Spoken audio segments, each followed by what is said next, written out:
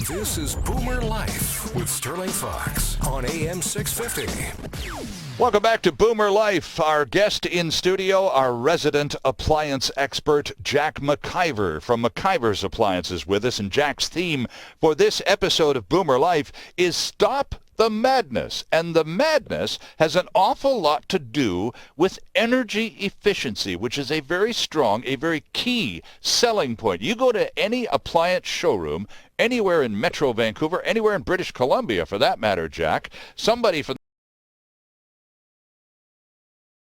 the sales department's going to jump on your case with 30 seconds after you walk in. And, hi, how you doing today? Well, we're looking for a stove. Oh, come on over here. We got all the latest energy-efficient models in stock, blah, blah, blah. So energy efficient is the key selling point.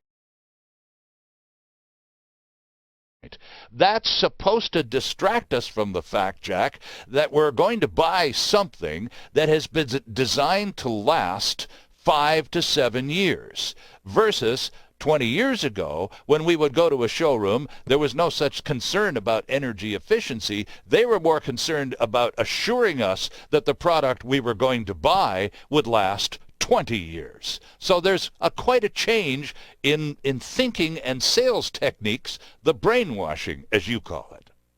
Yes. Excuse me. Yes, that's right. And when it comes to efficiency on stoves, there isn't any difference from an old stove to a new stove. In terms of the energy consumed? Absolutely not. Interesting. So what's different about today's stoves, a 2013 model right off the assembly line versus something, say, out of, 1973? It's got a $300 computer versus a $80 thermostat. Okay. But the other parts that will last 20 years. Right. The $80 thermostat will last 20 years. The $300 computer might last 5. Yes, or less. And what about all of the other moving parts? Everything is just minimal. The construction is just enough. The porcelain is just enough, not overly enough. Okay. We used to look at old Moffat gas and electric stoves years ago, and the porcelain looked like jewelry. Mm-hmm. But that's not. Porcelain today is pretty fragile. I want to talk about stoves in a little bit, but right now we've talked about vents and dryers. We've talked about washers, but not enough. You said very early in our conversation today that in addition to the appliance industry and the appliance business being awash in garbage, you won't sell front-loading washers. Why not? Okay, there's several reasons. My main reason is most of the units that are for sale have plastic outer tubs, and the bearings at the rear of the washing machine are set in this plastic, and in most cases they will wiggle a bit and the seal will start dripping water into the ball bearings, and when that happens they sound like a freight train. Mm-hmm. And it's always over $1,000 to repair your $1,200 washing machine. If that didn't happen, the computer might fail. That could be $300 or $400 or $500. Right. If that other problem that comes along is they get a rotten, stinky smell inside because they don't expel all the water. And you'll find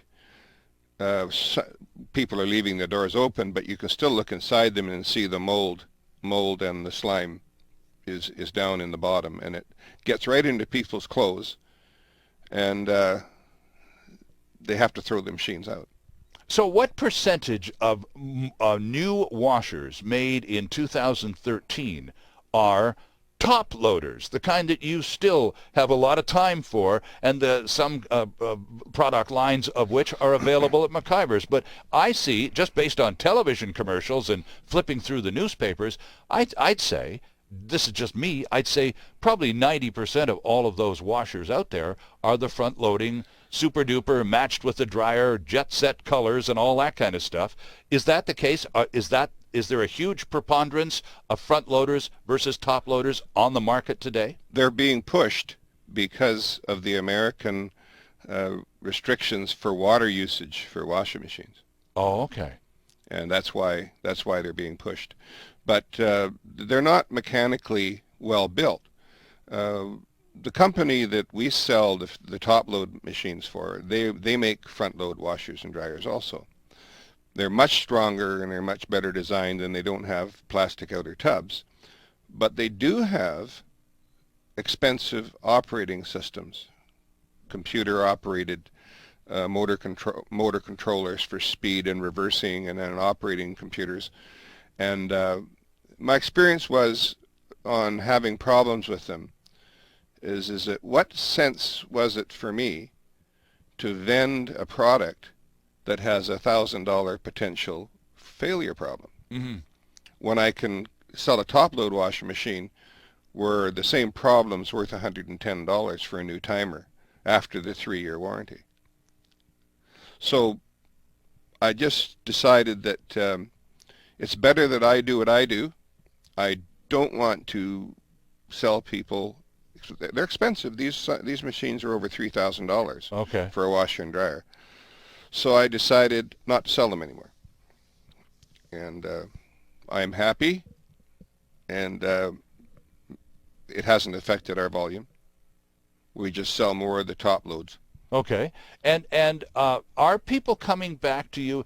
Because I'm sure over the years you've had many opportunities to talk to people and say basically what you've been saying to me for the past few minutes about how the level of disregard you have for front-loading washing machines. And you told them that in the store, in the showroom, and they ignored you, went away and bought one anyway. How many people have come back to you and said, Jack, geez, we really wish that we had taken your advice and paid attention to what you were saying, because now, 5 years after we bought one of the products that you really told us to stay away from, we're back looking for another one because the other one's already shot. They're not looking for front load. Aha. You'd have to think so. No, they've had it with front load. Right. And a lot of people have it with front load. Also, another thing that people don't realize is that most front load washing machines take about 1.5 hours to wash, rinse, and spin dry the load, which means that let's say that machine can wash and dry 15 pounds per load. Our top load machines will wash very cleanly, spin like a top, dry. In that same time, they'll do 3 loads. Is that right? Yeah, which is 60 pounds versus 15 pounds. Right. So in terms of... So a young mom, loaded down with lots to do, starts her washing. She's got to work all day to get it done with the front load. And with the top load, it's done in a whiz. Now, the top load machines that I see being sold now, I hate to say this word, but I would call them abortions. They are absolutely ridiculous designs. Some of them have got no agitator with repeller on the bottom that turns the clothes around and ties them in knots. They got a few other experiments that they've had about some tub rocking back and forth. Okay. Or they've got this great big tub with this agitator that can't agitate anything because it's got no surface. And if you want to come down to our store, and we have them on display, and you can see what I'm talking about, including the front load machine upside down with its plastic tub hanging out.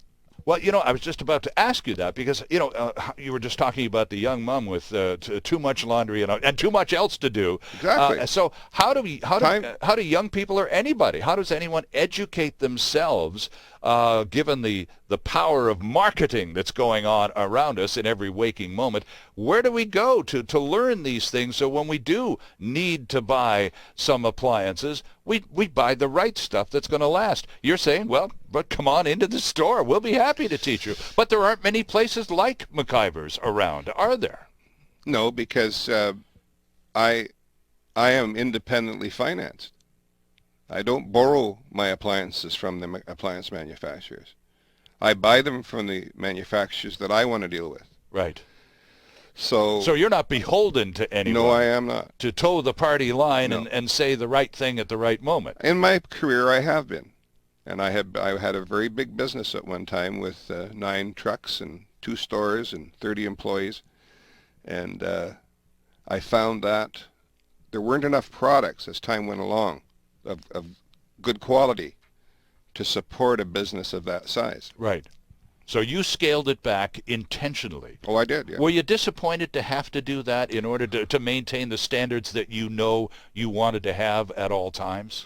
No, because I've been successful in my career, and I've been in business 50 years. I've made money and lost money. But I'm able to retire properly, and I'm physically in good condition. And what more can you ask for? And I can thank the customers, and they know me if they're listening to this show, for that ability to have done that. Well, I think the best news so far is the fact that, especially if you're shopping, and these, you're right, none of these appliances come cheaply anymore, Jack. I mean, it's not a car and it's not a house, but it's still considered a big ticket item. You buy a washer, dryer, or a fridge and a stove, you put out some significant cash. So before you spend that kind of dough, or perhaps even borrow to spend that kind of dough, education would, I think, be a pretty smart move to just get the best bang for your buck.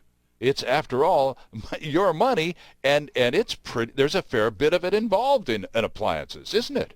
Yes, it is, and it's done differently by everyone else other than ourselves. We're the only ones that operate in the old-fashioned way of the 60s, 70s, 80s. The new, I call it the American business plan, that we operate under here now. And that is, they call the shots. Okay. But not on me.